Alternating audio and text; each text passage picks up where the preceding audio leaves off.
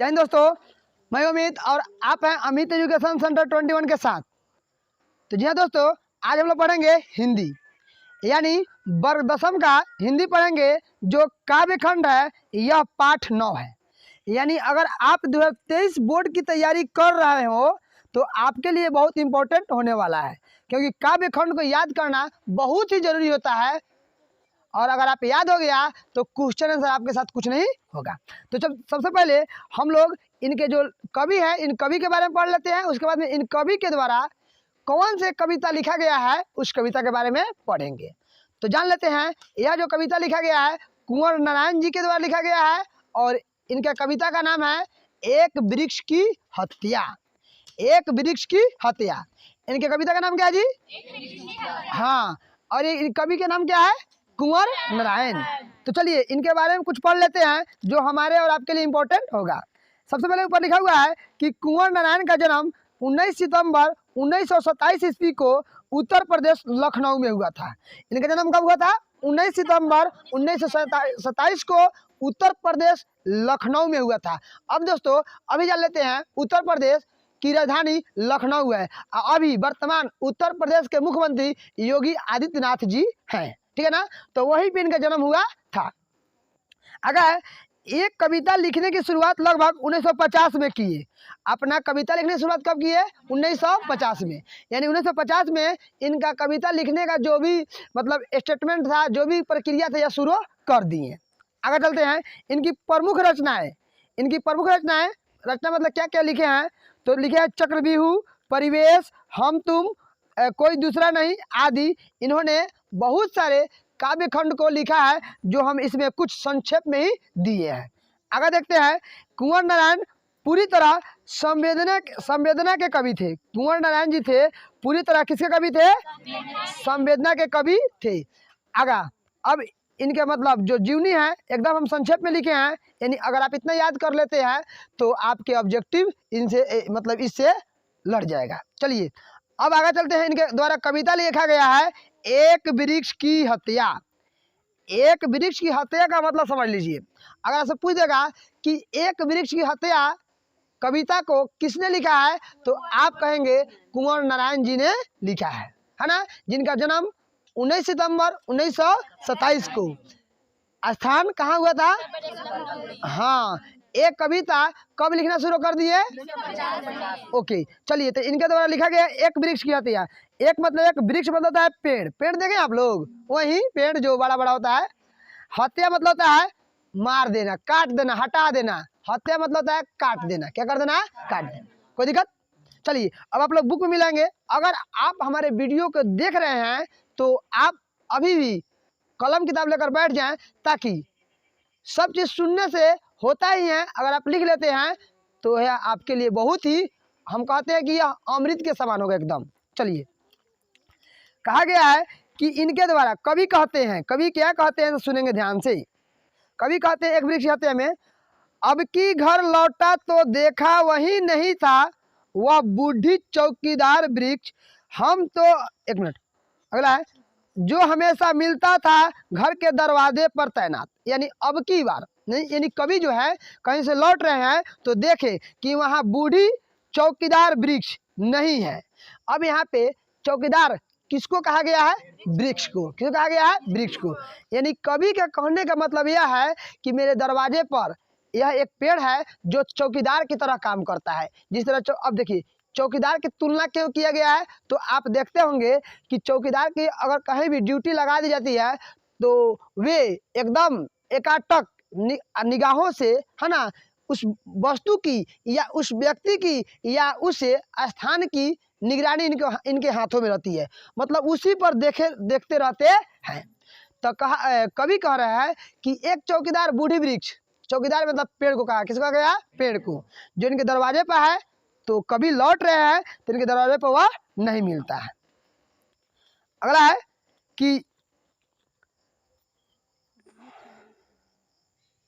अगला है, पुराने चमड़े का बना उसका शरीर वही सख्त जान, झुरदारी खुरदार तना मैला कुचाला, राइफल सी एक सूखी डाल, एक पगड़ी फूल पतीदार। मतलब कवि कह रहा है कि पुरानी डाल पुरानी चमड़े का बना है। इनका ये जो वृक्ष है, पुराना चमड़ा किसको कहा गया है? वृक्ष को। वृक्ष का जो मतलब चमड़ा है वह पुराना है। क्या है? पुराना। और वास्तव में दोस्तों अगर आप पुराने वृक्ष को देखिएगा ना, तो उसका जो चमड़ा होता है बहुत सख्त होता है। सख्त मतलब होता है बहुत ही मतलब दूसरे टाइप का होता है। किसका? किसका? पुराने वृक्ष का। नए वृक्ष अगर पुराने वृक्ष को काटेंगे तो कट कट कटाएगा, यानी जल्दी कटावे नहीं करेगा, यानी वह पूरा मोटा करके सूख कर पाक करके है ना, वो उसे कह सकते हैं सीधी सी भाषा में हम कि मतलब पूरा सख्त हो गया, ऐसे ही कह सकते हैं। जो मेरे दरवाजे पर था वह पूरा नहीं बहुत दिन का था, और उसका जो सख्त जो जान था वह सख्त था। झुरीदार खुरदार तना मैला कुचैला, और झुरीदार था और खुरदादार था, और उसका तना जो था मैला कुचैला। उसका तना जो था क्या था? मैला कुचैला। दोस्तों आप देखिएगा कि पेड़ पौधे में है ना, बरगद के पेड़ देखिएगा ऊपर से वो सुर लड़के को दिखाई देता है ना, उसी तरह से है ना इनके दरवाजे पे एक वृक्ष है जो बता रहा है कि उसका तना जो है मैला कुचैला है। राइफल से एक सूखी डाल, और उसकी एक डाल जो है राइफल की तरह साफ दिख रहा है। राइफल कहने का तात्पर्य यही है कि वह जो उनकी डाल है, उस वृक्ष की डाल जो है एकदम राइफल की तरह सीधा और ठीक ठाक से है, जिससे हम प्रतिदिन उसे देखते थे। एक पगड़ी फूल पत्तीदार, और देखते हैं दोस्तों कि उसकी जो पगड़ी है, यानी आप देखिएगा पुराने वृक्ष में है ना, पुराने वृक्ष में क्या होता है कि कहीं बहुत पता मिलेगा और कहीं मिलवे नहीं करेगा। यानी इसका अर्थ होता है कि यह पुराना वृक्ष है, अब पुराने वृक्ष कहीं कहीं इतना पता है कि पगड़ी की तरफ दिख रहा है, यानी ज़्यादा पता दिख रहा है। इसका अर्थ यह हुआ कि कवि के दरवाजे पर या कवि जिस पेड़ की बात कर रहा है वह पेड़ क्या है? पुराना। यह बात कैसे स्पष्ट हुआ? तो यह लिखा हुआ है पगड़ी, और पगड़ी जो होता है पुराने वृक्ष में कहीं कहीं क्या होता है? थोक थोक के पता मिलेगा, कहीं पता नहीं मिलेगा। अगला है कि पाँव में फटा पुराना जूता। पाँव उनका मतलब उस पेड़ का जो जड़ होता है वह क्या हुआ है? जगह जगह पे निकल गया और क्या फट गया, नहीं मतलब बहुत दूर तक फैला हुआ है। चरमराता लेकिन अखड़ बल सा बूता, और वह उसके पास ऐसा पेड़ है कि बहुत सारे उसके पास अभी बल बूता है, यानी बल है, यानी वह बहुत पुराना वृक्ष है। अगला है कि धूप में बारिश में गर्मी में सर्दी में हमेशा चौंकना, अब खाकी वर्दी में दूर से ललकारता कौन है? तो मैं जवाब देता तेरा दोस्त तू, है ना। यानी कवि बता रहे हैं कि धूप में, चाहे वह धूप हो चाहे बारिश हो, हमेशा वहीं पे चौकीदार की तरह अपना ड्यूटी कर रहा है ना। गर्मी हो, गर्मी का दिन हो चाहे ठंडी का दिन हो, हमेशा चौंकने की बात करता है। अब वह खाकी वर्दी में, आप देखते हैं खाकी वर्दी जो यहाँ पे लिखा गया ना, खाकी वर्दी, यानी अब देखे हैं खाकी जो वर्दी है, यानी हमारे जो सरकारी अधिकारी जो होते हैं इनकी वर्दी कैसी खाकी होती है ना, तो उसी तरह पेड़ का भी जो वर्दी है कैसा है? खाकी है। उसी पेड़ की बात करते हैं। और दूर से ललकारता है कौन है? तो मैं कहता था तेरा दोस्त, मैं कहता तेरा दोस्त। अगला है और पल भर को बैठ जाता उसकी ठंडी छांव में। मैं पल भर कहीं से थक जका आता तो मुझे उस ठंडा उसकी जो छाया थी वो बहुत प्यारा लगता था, और मैं पल भर के लिए इस ठंडे में बैठ जाता था। किस ठंडे में? तो जो लेखक सॉरी कवि जिस पेड़ की बात कर रहा है उस पेड़ के नीचे, और मैं वहां पे बैठ करके और सुस्ता लेता था।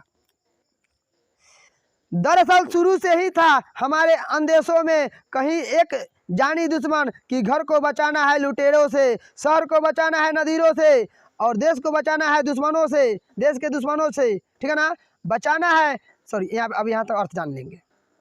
कवि बता रहा है, कवि बोल रहे हैं कि दरअसल शुरू से ही हमारा अंदाज है कि कहीं ना कहीं एक जानी दुश्मन का मतलब बता रहे हैं कवि कि इसका दुश्मन कहीं ना कहीं छुपा हुआ है। दुश्मन मतलब कौन? यानी मनुष्य। कौन? मनुष्य।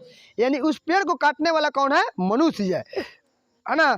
और कहीं जानी दुश्मन हो गया कि घर को बचाना है, हमें घर को बचाना है लुटेरों से, शहर को बचाना है नदीरों से। नदीरों का मतलब होता है ना कि होता है, नहीं होता है जो जहाँ जहाँ विस्फोट कर देता है आतंकवादी से। क्या होता है? आतंकवादी से। यानी अपने देश को बचाना किससे? आतंकवादी से। यानी सब चीज को बचाना है तो बचाने के लिए हमें पेड़ पौधा लगाना क्या है? जरूरी है। यानी देश को कथी से बचाना है? नादीरों से। शहर को कथी से बचाना है? नादीरों से।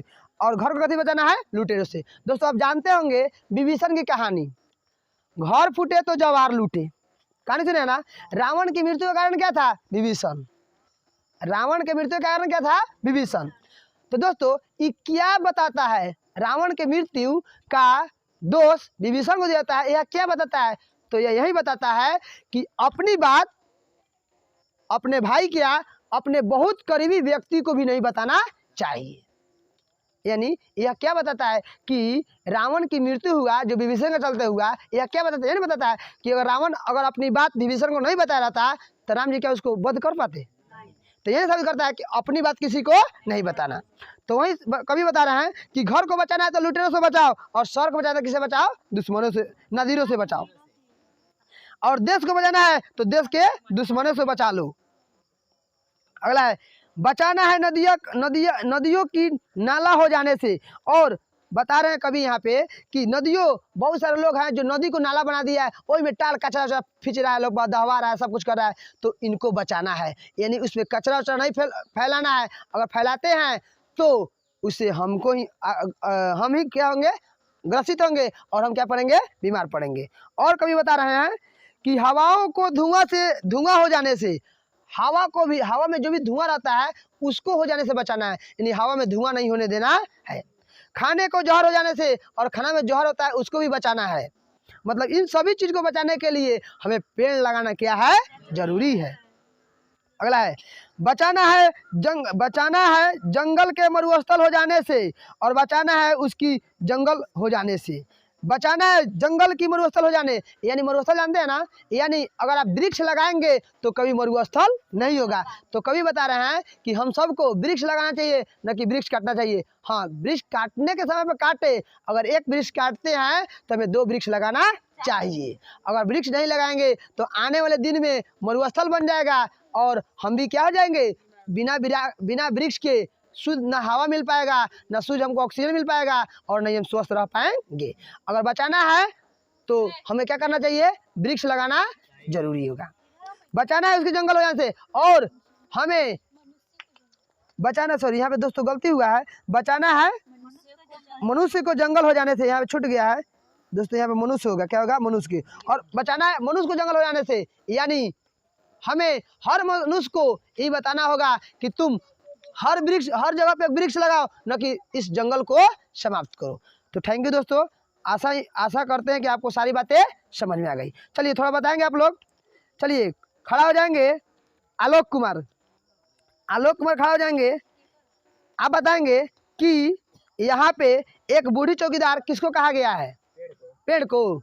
बात सही है गलती है सर? बोलिए। एकदम ओके, बैठ जाएंगे। चलिए खड़ा हो जाएंगे रौनक कुमार। यहाँ पे राइफल से सूखी डाल किस में है? वृक्ष में। बैठ जाएंगे।